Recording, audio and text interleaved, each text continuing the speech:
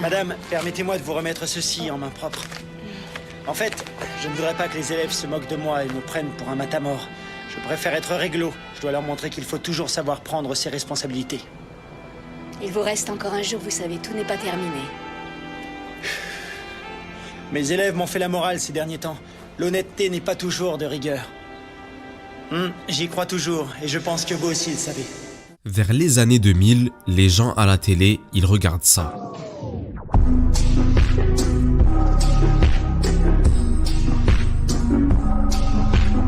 Ça aussi. For what? I should be thanking you, Kakarot.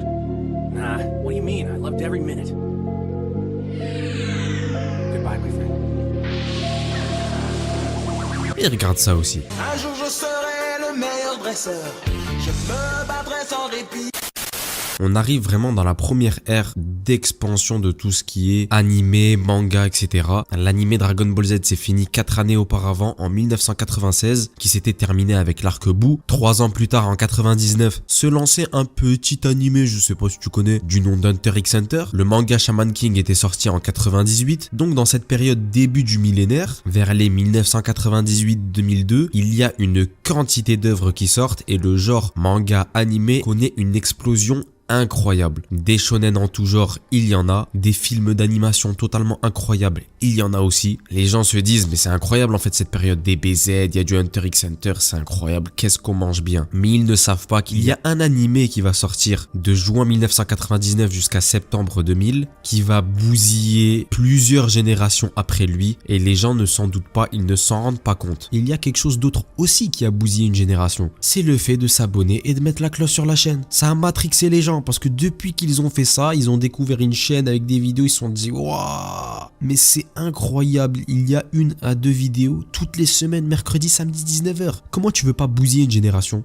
Bref, mais en juin 1999, il y a le manga de Toru Fujisawa qui est adapté en animé. Ce manga-là est appelé Great Teacher Onizuka GTO. Pour comprendre GTO, il faut remonter un petit peu en 1990. Toru Fujisawa, faut comprendre que bon, c'est un mec de l'ancienne époque. Il est né en 67, il a une passion pour les dessins, il est chaud en art plastique et lui, il est de l'île d'Hokkaido. Du coup, il se dit quoi? Bon, dans mon bled, il se passe rien, faut aller à Tokyo. C'est là-bas où il y a tout qui se passe. Si je veux être mangaka, c'est là-bas que ça se passe. Il descend vivre à Tokyo, il devient assistant de mangaka. Bon, tu t'en doutes, c'est la base. Les assistants, c'est ceux qui aident les auteurs de manga à aller plus vite, à soit dessiner plus vite certains personnages, les décors. C'est vraiment sa formation à lui. C'est à ce moment-là qu'il commence vraiment à comprendre le métier, en fait, tout simplement, les détails. Il fait les décors, du coup, il s'occupe de la perspective. C'est en 1990, l'année d'après, qu'il va sortir Young GTO. Première grosse œuvre. Elle a été prépubliée entre 1990 et 96. Elle a connu 31 volumes et elle raconte l'histoire qui précède une série connue qui arrivera plus tard du nom de GTO, comme je te l'ai dit juste avant. Grosso modo, dans cette histoire, on suit la jeunesse d'un jeune nommé Ekichi Onizuka et de son meilleur ami Ryuji Danma, qui sont au lycée mais qui forment un duo incroyable de racailles. T'as tout mis la tête.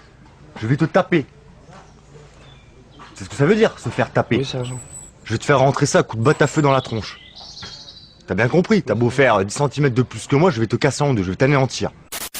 Ils sont les caïds de leur établissement, martyrisent tout le monde, tu connais la classique, c'est vraiment une histoire très connue, très répandue à cette époque-là. C'était vraiment les codes des shonen de l'époque, un petit peu, où il y avait vraiment cette délinquance dans les écoles, dans les lycées, et les auteurs jouaient sur ça. Par exemple, Yu Yu Hakusho de Yoshiro Togashi, c'est vraiment ça aussi, on est clairement dans la même ambiance. Donc voilà, ça raconte les péripéties d'Onizuka et de son meilleur pote dans une école qui font le sga comme jamais, et c'est une histoire qui plaît de ouf. C'est le premier succès de l'auteur pour sa première œuvre, il est content, magnifique. Donc il finit son œuvre Young GTO en 1996 et l'auteur a envie d'enchaîner. Bon, il n'a pas envie de lâcher le personnage d'Onizuka pour autant, mais il a envie de le mettre dans une autre situation. Il a fait le tour d'Onizuka en mode délinquant, jeune, qui fout le sgababa de partout, et il a envie de le mettre dans une situation inconfortable. Et c'est dans cette idée-là qu'il va créer GTO. En 1997 va sortir l'un des shonen les plus marquants de sa génération. Ça va être le plus gros succès de cet auteur. À partir de 1997, la série Great Teacher Onizuka sort en manga et par la suite dans les années 2000 en animé. Nous allons suivre Onizuka qui a grandi depuis. C'est plus le jeune insolent qu'il était. Il a grandi, il a 22 ans et devinez quoi, il veut devenir professeur. Professeur champion,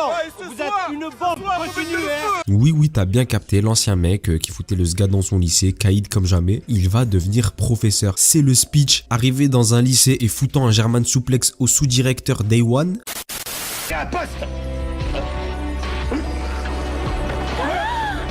Mais qu'est-ce que vous faites là? Mais pourquoi vous me ceinturez? Je vous ai demandé de mater cette racaille. Je suis un honnête homme, moi.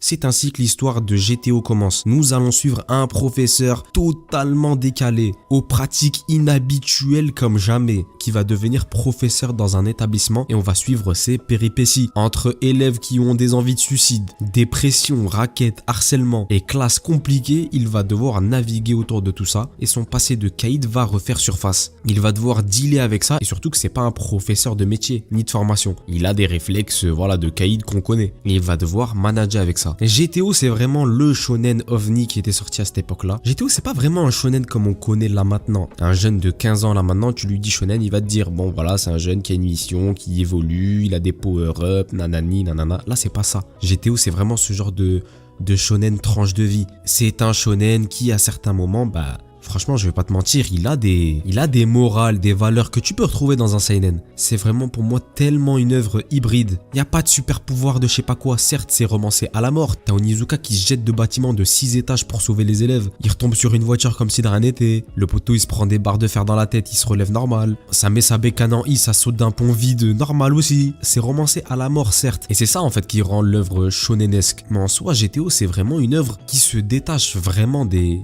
stéréotypes que tu peux connaître. C'est pour ça qu'elle a tant marché et qu'elle marche toujours parce que déjà de 1, elle traite d'un sujet universel. Et c'est ça aussi qui fait que elle dure dans les années en fait. Je connais beaucoup de gens qui ne sont pas du tout dans l'univers japanimation, trucs comme ça. Ils connaissent DBZ de loin, Goldorak, c'est tout ce qu'ils connaissent les potos, ils ont 34 ans, mais ils connaissent GTO et ils ont kiffé GTO. GTO c'est vraiment une des rares œuvres que tu peux montrer à un mec qui commence en fait à regarder les animés. T'es sûr que ça va marcher quasiment, t'es sûr, c'est un free win, c'est cadeau, parce que ça traite déjà d'un thème universel. Professeur, élève, école, tout le monde connaît l'école. Tout le monde a déjà eu un prof dans sa vie. Donc tout de suite ça match. On suit à chaque fois les péripéties de certains élèves qui sont toutes différentes. Donc tous les 3-4 épisodes, t'as des nouvelles intrigues, t'as des nouvelles histoires qui n'ont rien à voir avec les précédentes. Donc ça veut dire ça bouge tout le temps. Certes Onizuka est toujours là, mais ça bouge tout le temps. Il est toujours dans des situations cheloues, dans des intrigues compliquées qui n'ont rien à voir avec celles qu'on a vues. Et c'est surtout un personnage avec des valeurs. Onizuka, c'est un personnage que tu kiffes. Qui ne kiffe pas Onizuka? Il est badass, il a des valeurs. C'est un prof comme tu rêverais d'en avoir. Il traite ses élèves comme de la bombe. C'est vraiment le cocktail explosif par excellence et qui est obligé de marcher. Rajoute à ça la plume de Toru Fujisawa, ses dessins, son style et sa façon de raconter. Parce qu'il est trop fort en fait dans ses histoires un petit peu slice of life. Il est trop fort dans ces trucs là. Donc c'est normal que c'est explosé. Et en vrai de vrai, cette œuvre s'est imposée dans la pop culture d'une puissance. GTO s'est rentré dans la pop culture comme jamais. Dans les sons, dans le rap, les big up qu'il y a Onizuka, GTO, t'en vois partout. C'est vraiment le fer de lance d'une époque et une des œuvres les plus marquantes du début des années 2000. Nous, mecs en Europe et surtout français, on se prend l'œuvre en majorité grâce à l'animé et grâce au doublage légendaire qu'il y a eu sur cette œuvre. Benoît Dupac, mais c'est devenu l'une des voix les plus iconiques rien qu'en une œuvre. Moi, je l'ai connu grâce à Onizuka et sa voix, elle est tellement iconique. C'est GTO, son caractère, c'est GTO en fait. Les élèves de votre classe, monsieur, vous avez pas le droit. Je vais me gêner, tiens. Je t'en foutrais, moi, des professeurs. Vous vous souvenez que vous êtes mes élèves, maintenant que ça vous arrange? Arrêtez un peu de vous foutre de ma gueule. Un prof, c'est aussi un être humain. Quand on lui prend trop la tête, il finit par péter les plombs. Ouah! Et en plus, j'ai même pas encore été nommé titulaire.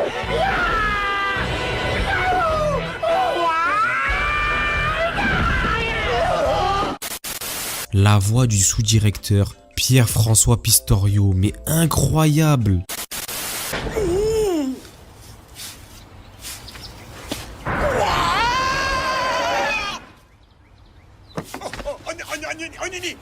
Onizuka! Bien le bonjour, monsieur le sous-directeur. J'espère que vous flippez pas.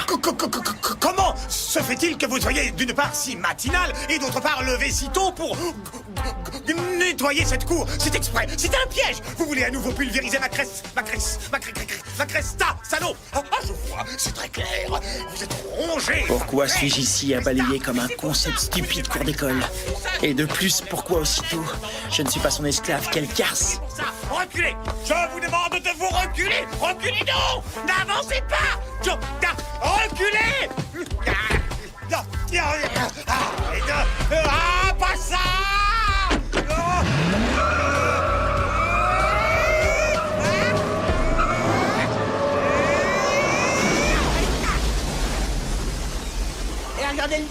Décidément, il aime bien faire le con avec sa bagnole.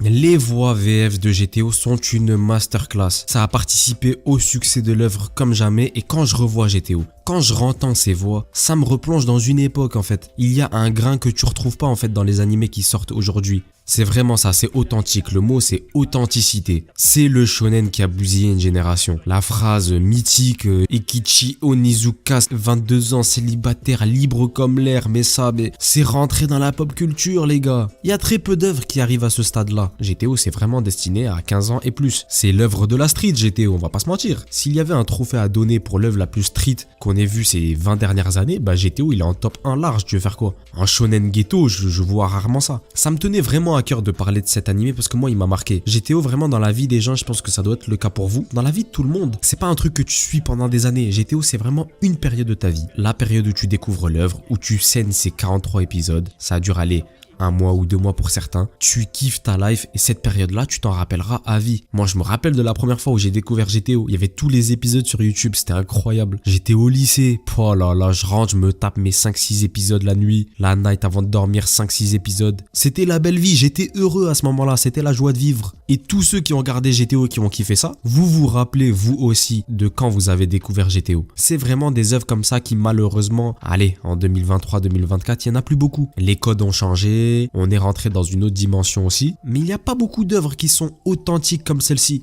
qui traite de thèmes simples en fait. Le synopsis, il dure 2 secondes. C'est un ancien Yakuza qui devient prof, c'est tout. Il n'y a pas de super pouvoir, d'évolution de personnage, de je sais pas quoi. Il se casse pas la tête, Fujisawa. Il est pas là en mode oui, je veux des power-up pour mon pouvoir. On va faire du foreshadowing. Il n'y a pas de ça, poteau. C'est l'authenticité. Il est là et te raconte une histoire authentique. Ça parle de délinquance d'école, d'apprentissage sur la vie, c'est tout. Le poteau, il est arrivé, il a pris la boule de bowling, strike, premier coup, il se casse pas la tête. Comme quoi, il y a certaines œuvres qui transpirent l'authenticité, le lecteur ou le mec qui regarde l'anime, il se le ressent le truc. Les émotions que l'auteur met dans son histoire, elles sont retranscrites, on le ressent nous aussi. Et qu'est-ce que je kifferais qu'il y ait plus d'animés à l'heure actuelle comme ça. Ça contrasterait vraiment beaucoup avec les shonen qui sortent en ce moment, et on kifferait tout ça, on va pas se mentir. Donc voilà les gars, rien que d'en parler, ça m'a réouvert tous les souvenirs. GTO, l'animé qui a bousillé toute une génération. Dis-moi toi aussi dans les commentaires quand est-ce que tu as découvert cette œuvre et est-ce que tu as été choc-barre pour de vrai quand tu l'as vu pour la première fois.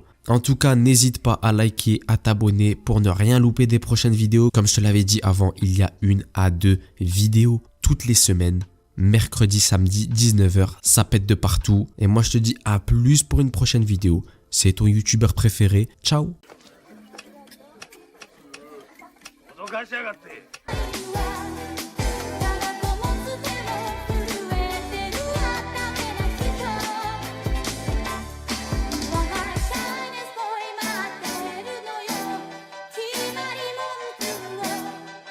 優しすぎる